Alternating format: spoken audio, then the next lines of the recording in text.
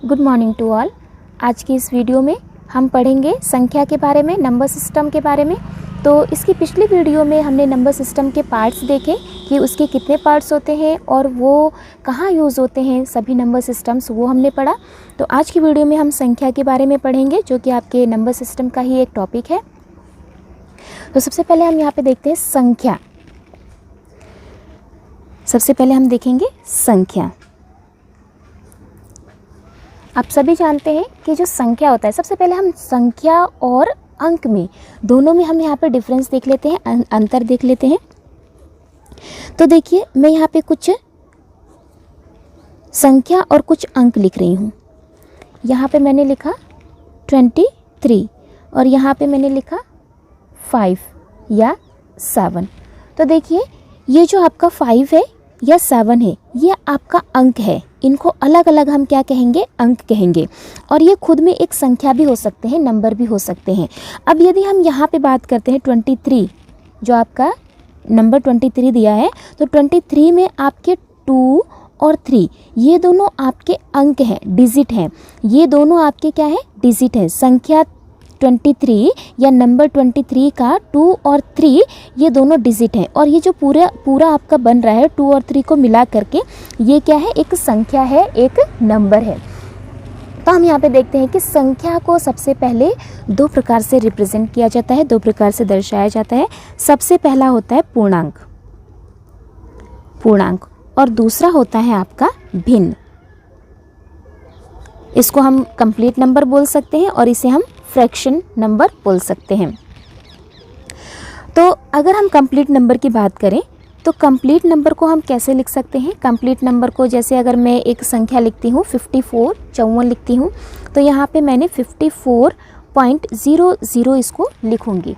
तो 54.00 लिखने का मतलब है कि जो आपका ये एक पूरा नंबर है और इस पूरे नंबर में जो दशमलव के बाद की जो संख्या होती है, इसका मान सदैव 1 से छोटा होता है हमेशा। ये वाली वैल्यू जो होगी वो आपकी हमेशा 1 से छोटी होगी। फिर आपका जो भिन्न होगा, भिन्न हमेशा आपको किस में मिलेगा? P/Q के रूप में मिल सकता है। जैसे आपने 1/2 लिखा या 4/5 लिखा, कुछ भी आपने लिखा, तो ये आपका क्या होगा? एक भिन्न के रूप में हम लिख सकते हैं। यानी कि संख्या को हम दो रूपों में रिप्रेजेंट कर सकते हैं। एक पूर्णांक के रूप में प्रेजेंट कर सकते हैं, एक उसको हम किस रूप में प्रेजेंट कर सकते हैं? भिन्न के रूप में प्रेजेंट कर सकते हैं। तो आगे चलते हैं। तो देखिए, हमने इसकी पिछली वीडियो में पढ़ा था कि जो नंबर सिस्टम हमने पढ़ा था, उसमें हम जो मैथमेटिक्स कैलकुलेशन के लिए जो नंबर सिस्टम प्रयोग करते हैं, वो हम डेसिमल नंबर सिस्टम प्रयोग करते हैं या दशमलव संख्या पद्धति का प्रयोग करते हैं। और जो भी हम दशमलव संख्या पद्धति का प्रयोग करते हैं, उसमें हम 0 से लेकर 9 तक के नंबर्स का ही यूज़ करते हैं, डिजिट का ही यूज़ करते हैं, यानी 0 से लेकर के 9 तक का। और इनसे जितने भी हमारी संख्याएं बनती हैं, वो सारी संख्याएं क्या होती हैं? कॉम्प्लेक्स संख्याएं या कॉम्प्लेक्स नंबर होती हैं। तो जो भी आपके कॉम्प्लेक्स नंबर हैं या जो भी आपकी संख्याएं हैं, उनको हम दो भागों में बांटते हैं। तो यहाँ पे हम लिख सकते हैं कॉम्प्लेक्स नंबर, यानी कि जो भी 0 से लेकर 9 तक के डिजिट से जितनी भी संख्याएं बनती हैं, उनको हम बोलते हैं कॉम्प्लेक्स नंबर, या हम इसको हिंदी में बोलते हैं सम्मिश्र संख्याएं। सम्मिश्र संख्या। ठीक है, चलिए अब हम इसको दो पार्ट्स में बांटते हैं। सबसे पहला नंबर है रियल नंबर, या हम इसको बोलते हैं वास्तविक संख्या। और दूसरा आपका है इमेजिनरी नंबर या काल्पनिक संख्या। इमेजिनरी नंबर या काल्पनिक संख्या। तो यहाँ पे हम देखते हैं कि हम जो भी कैलकुलेशन में या जो भी गणना में हम संख्याएं प्रयोग करते हैं, वो वास्तविक संख्या का ही प्रयोग करते हैं, रियल नंबर का ही प्रयोग करते हैं। लेकिन काल्पनिक संख्या भी हमारे लिए ज़रूरी है, ये भी हमारी गणना के लिए ज़रूरी है। तो हमें यहाँ पे रियल नंबर या वास्तविक संख्या का अध्ययन करना है। तो वास्तविक संख्या को हम देखते हैं कि जो वास्तविक संख्या है, उसको हम कैसे क्लासिफाई करेंगे, कैसे हम इसको डिस्ट्रीब्यूट करेंगे, कैसे हम इसको बांटते हैं। तो जो वास्तविक संख्या है या रियल नंबर है, इसको हम फिर से दो भागों में बांट देते हैं। पहला आपका है रेशनल नंबर और दूसरा है आपका इरेशनल नंबर।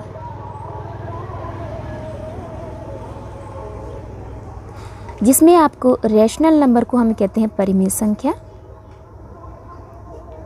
और इरेशनल नंबर को कहते हैं हम अपरिमेय संख्या।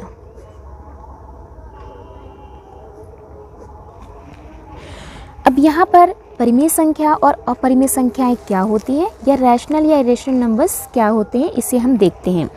तो सबसे पहले परिमेय संख्याएं हमारी वो संख्याएं होती हैं जिसको हम P/Q के रूप में लिख सकते हैं। यानी कि यदि हम किसी संख्या को P/Q के फॉर्म में लिख सकते हैं तो वो हमारी क्या होती है, परिमेय संख्या होती है।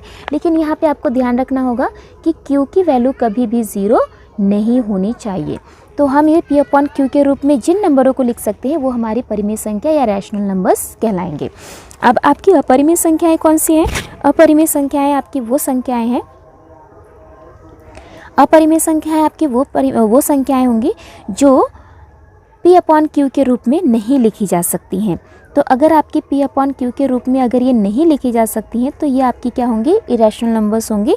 जैसे एग्जाम्पल के लिए √2, √3, √5, ये सारे नंबर्स हमारे क्या है, इरेशनल नंबर्स है या अपरिमेय संख्याएं हैं।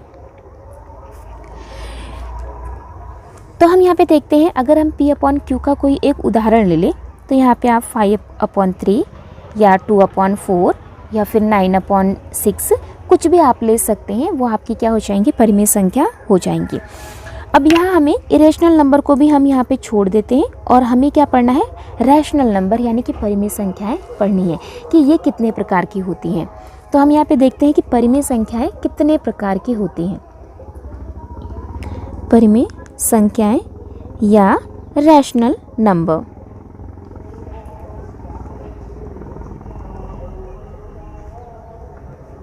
रैशनल नंबर्स या परिमेय संख्याएं।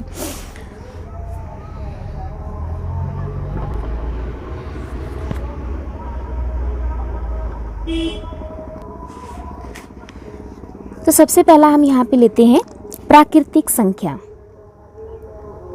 प्राकृतिक संख्या या हम इसको बोलते हैं नेचुरल नंबर।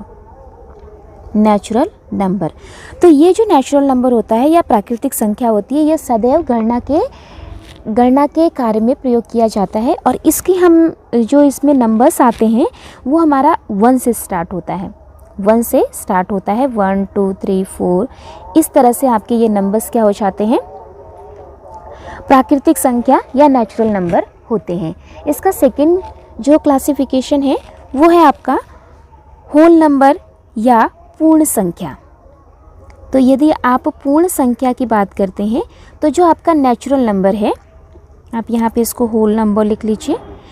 जो भी आपका नेचुरल नंबर है, इस नेचुरल नंबर के समुच्चय में अगर आप 0 ऐड कर देते हैं, सिर्फ आपको क्या करना है, 0 ऐड करना है, तो ये आपका क्या हो जाएगा, पूर्ण संख्या या होल नंबर हो जाएगा।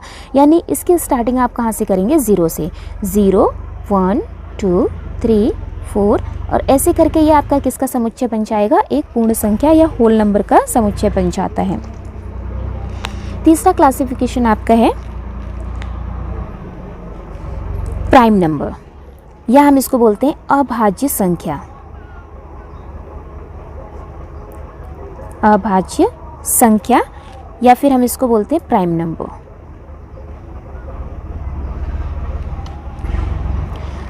ये आपकी कौन सी संख्याएं होती हैं, ये आपकी वो संख्याएं होती हैं जो केवल 1 से या स्वयं से डिवाइड होती हैं, कटती हैं, या तो अपने आप से कटेंगी या तो 1 से कटेंगी। तो ये संख्याएं आपकी 2 से शुरू होती हैं, 2 3 5 7 और उसके बाद में आपका 9 इसमें नहीं आएगा क्योंकि वो 3 से डिवाइड हो जाता है, इसलिए 7 के बाद 11 और 13, इस प्रकार से ये संख्याएं क्या है, आती रहती हैं।